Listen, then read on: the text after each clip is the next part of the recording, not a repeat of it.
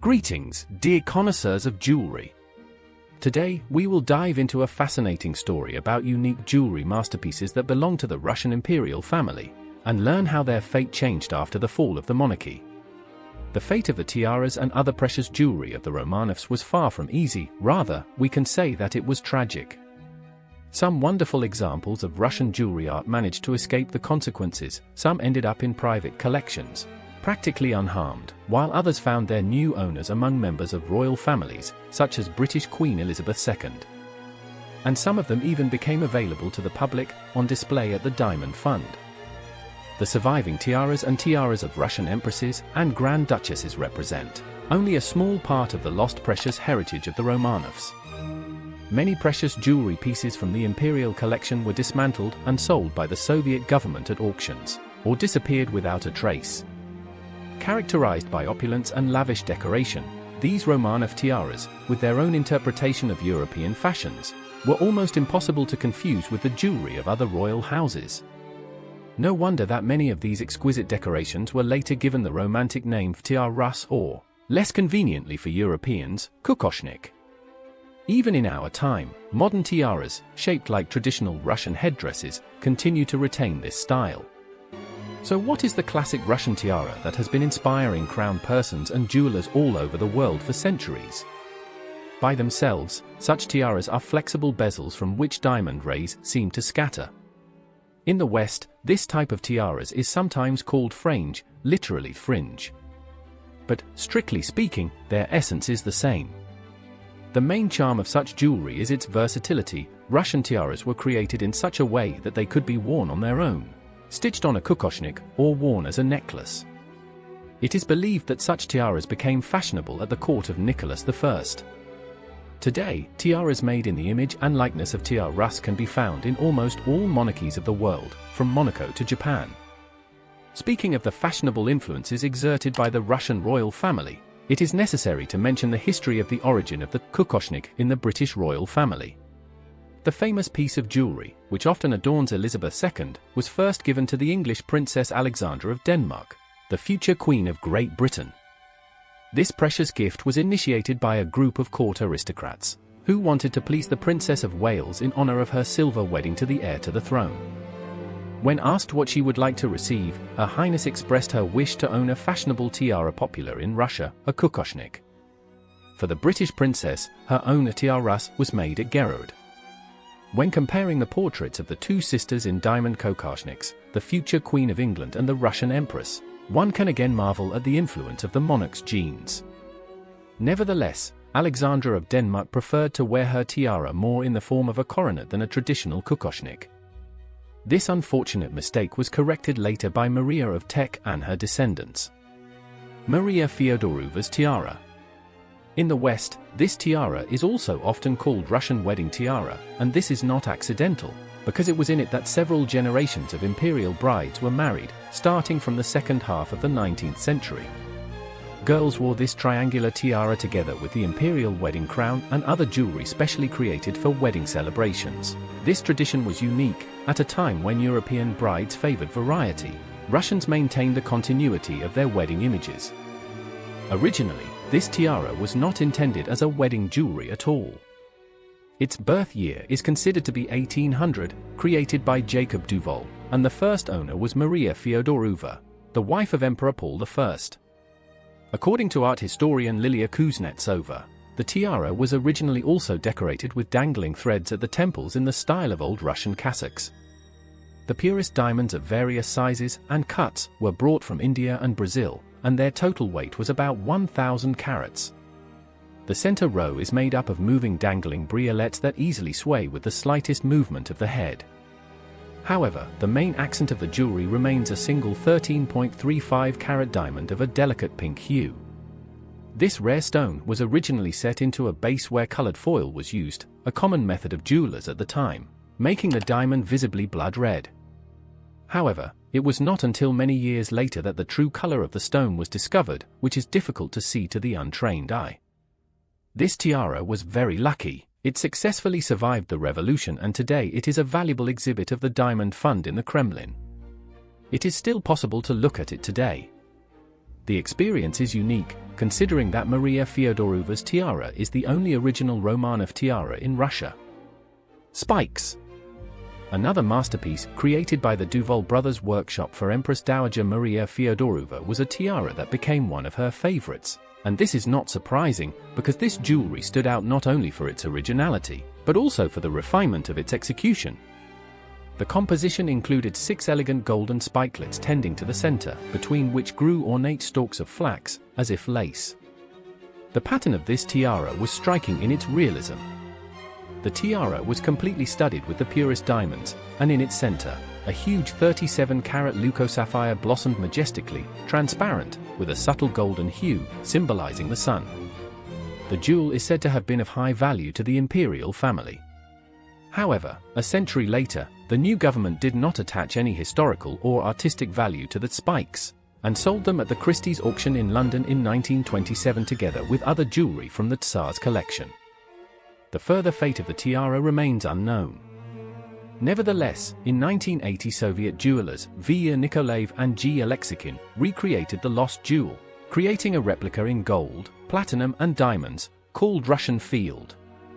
While this tiara is certainly different from the original, it still gives a great idea of what Maria Fyodorovna's original creation was like.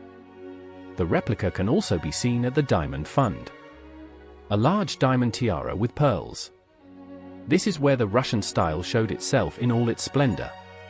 Always a winning combination of diamonds and pearls, elements of the lover's knot style popular in the 19th century, and, of course, the traditional shape of the kokoshnik. All this was combined in the luxurious big diamond diadem. It was made in the early 1830s, presumably by the court jeweler Jan Gottlieb Ernst for Empress Alexandra Fyodorovna, wife of Nicholas I, possibly from the old jewelry of Maria Fyodorovna, who bequeathed her rich jewelry collection to her descendants. The size of this tiara is astonishing. 113 pearls of various sizes and several dozen diamonds are arranged on a precious frame half a head high. Alexandra Fyodorovna was the first owner of the tiara, and, ironically, the last owner was also Alexandra Fyodorovna, only the wife of Nicholas II. The empress was particularly fond of the jewelry, as, indeed, was everything deliberately Russian. Under her rule, the jewelry became world famous. For example, it crowned Her Majesty's head at the opening of the First State Duma. The diadem, therefore, certainly had a great historical value, but not for everyone. After the revolution, it disappeared from all radars and, presumably, was sold at auction. It is possible that in order to find buyers, the new authorities took the tiara apart. The next impressive piece of jewelry art is the pearl tiara. It is often called Russian beauty, although this name is not quite accurate. Yes, the Russian beauty does exist, but, like the Russian Field, it is just a replica, magnificently recreated by masters V. Nikolaev and G. Alexeikin in 1987. However, their inspiration was real. It was a diamond tiara with pearl pendants commissioned by Emperor Nicholas I for his wife Alexandra Fyodorovna. The author of this precious masterpiece, which involuntarily reminds one of the Cambridge knots of love, was the court jeweler Karl Bolin. The history of this jewelry is fascinating. Bolin's pearl tiara can be considered a kind of symbol of the then fashion for everything Russian and deliberately national, literally imposed on the capital's fashionistas from above. The shape of the tiara resembled a typical kokoshnik, and its most recognizable element was a slender row of 25 large natural pearls selected by Bolin from the unnecessary crown jewels. In Russian beauty we already see artificial pearls. This jewelry immediately became one of the most important, but its splendor was so great that the penultimate Russian empress, Maria Fyodorovna, wife of Alexander III, even kept it in her chambers. Art historian Lilia Kuznetsova notes that in the early 20th century, the House of Cartier used this tiara as inspiration, creating its own pearl and diamond kokoshnik, which became world famous. In 1919, Maria Fyodorovna fled Russia, taking only her everyday jewelry with her. The most valuable ones, including Bolin's tiara, were confiscated by the Bolsheviks and sold at auctions. For example, the pearl tiara was sold at a Christie's auction in 1927. It is believed that Holmes and Company bought the jewelry and then sold it to the 9th Duke of Marlborough, Winston Churchill's cousin, who purchased the Russian tiara for his second wife, Gladys Mary Deacon. However, the decoration did not stay in Britain for long. In the late 1970s it was again put up for auction, and this time its owner was Imelda Marcos, First Lady of the Philippines. It is believed that Imelda had no idea of the incredible story behind the piece.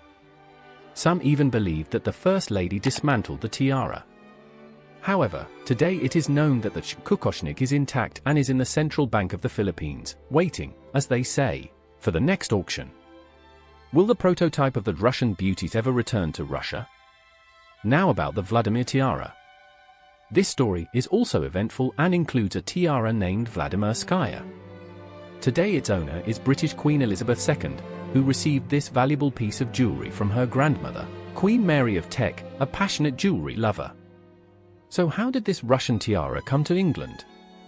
This magnificent piece of jewelry, consisting of 15 diamond rings, in the center of each of which hangs a massive pear-shaped pearl, was created by the Bolin workshop in 1874 by order of Grand Duke Vladimir Alexandrovich, son of Emperor Alexander II, for his bride Maria Pavlovna as a wedding present.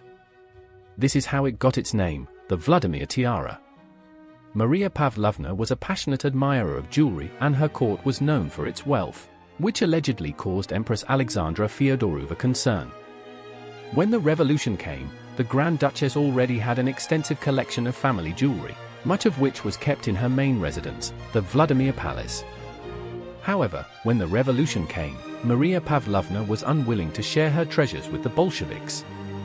Thanks to the Grand Duchess's court connections, she received help from her close friend, the antiquarian and diplomat Albert Stopford, who was rumored to be secretly serving in British intelligence. Stopford infiltrated the princess's chambers in the Vladimir Palace and smuggled most of her jewelry, including her diamond tiara, from St. Petersburg to London. After Maria Pavlovna's death, her jewelry passed to her daughters. The tiara went to her youngest daughter, Elena, who was already the consort of Prince Nicholas of Greece. Helena's daughter, Princess Marina, later married Duke George of Kent, grandson of Queen Mary of Teck, and thus became part of the famous Windsor dynasty. The British monarch will love the new tiara wholeheartedly, despite her considerable jewelry collection. After purchasing it, she will bring it to the Gerard and Company workshop, where the pearls will be made removable and alternatively drop-shaped emeralds, the so-called Cambridge stones, will be chosen. After the death of Mary of Teck, the tiara will go to her granddaughter, Queen Elizabeth II, who still wears it with pearls, emeralds, and even empty. Next, we will move on to the equally beautiful but less known. The Sapphire Tiara, which belonged to Grand Duchess Maria Pavlovna, like the Vladimir Tiara, is a fascinating and eventful part of history. Thanks to her friendship with an English diplomat, the Grand Duchess managed to save her jewelry from the hands of the revolution, including a massive kokoshnik studded with diamonds and set with sapphires, a family piece of jewelry that came into the possession of the Grand Dukes from the collection of Alexandra Fyodorova, the wife of Nicholas I. There is a version according to which this kokoshnik is a remodeled version of Her Majesty's diadem presented by the Emperor in honor of their accession to the throne in 1825, although others claim that it contains only sapphires from the Empress's collection. In the late 1900s, this kokoshnik was remade or recreated at the Cartier Jewelry Workshop, becoming part of a luxury jewelry set including earrings, necklace and brooch. Avoiding the wrath of the revolution, Albert Stopford once again played a crucial role in rescuing this precious tiara from the Grand Duchess boudoir. However, while the Vladimir Tiara would eventually go to the Queen of Great Britain, the sapphire kokoshnik would find its new owner, the Romanian Queen. During the First World War, when the Romanian royal family sent their jewelry to the Kremlin for safekeeping, including the Sapphire Tiara, Queen Maria's connection to the Romanovs became clear. However, after the revolution, the new government confiscated the royal jewelry and Maria lost almost all of her jewelry, including the ancient family tiaras. Maria Pavlovna and Maria's family probably decided to take advantage of the idea of a mutually beneficial exchange, where the former needed the family treasures and the latter needed money. Thus, the sapphire kokoshnik became the property of the Romanian royal family. Queen Maria preferred not to part with the tiara, giving it to her youngest daughter Ileana in honor of her wedding. The jewelry remained in the royal family until the Romanians sensed the approach of war and political changes. This time it was decided to send the jewelry to the UK for preservation. After the end of World War II, the monarchy in Romania was effectively living out its last days. The royal family was driven out of the country. Princess Ileana traveled with her mother's tiara to the USA, where she sold it to an unknown buyer in 1950. Its fate since then is unknown. Write a nice comment if you liked the video and want to see the third part of these probable jewels. Also, as our tradition, write in the comments which tiara you liked the most. Subscribe to the channel, put likes, and I'll say goodbye to you. All the best to you. Also, don't forget to write about the jewelry you'd like to see in our video.